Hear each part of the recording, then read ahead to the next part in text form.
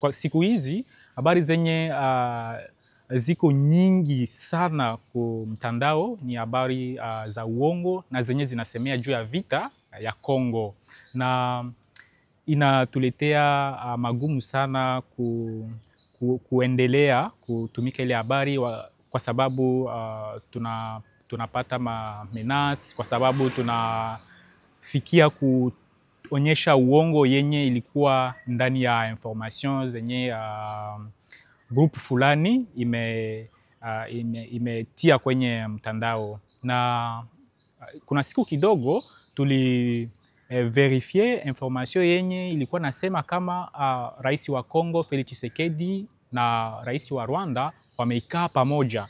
Video moya imekuwa publié ku ma réseaux sociaux, imepata view, imepata watu wengi, plusieurs interactions. Alors watu wa Goma na wa Bukavu essentiellement wenye wanaishi vita waliwaza kama wamekombolewa, kwa sababu wanawaza kama wa rais mbili wenye wa Kongo na wa Rwanda wanaikaa, solution ya vita itapatikana. Lakini tulikiavumbua kwamba ni uongo, na ilikuwa ile habari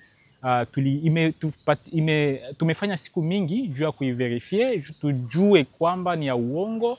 Malheureusement tulikiakuta kama ni ya uongo après verification nyingi zenye tumefanya juu yayo. So ma fausse information, habari za uongo zenye zenye ziko partage kwa réseaux sociaux, zenye zinasema juu ya vita, zinakuwa kama zinapana espoir. Malheureusement tunakia verifie, tunakuta kama ni za uongo, na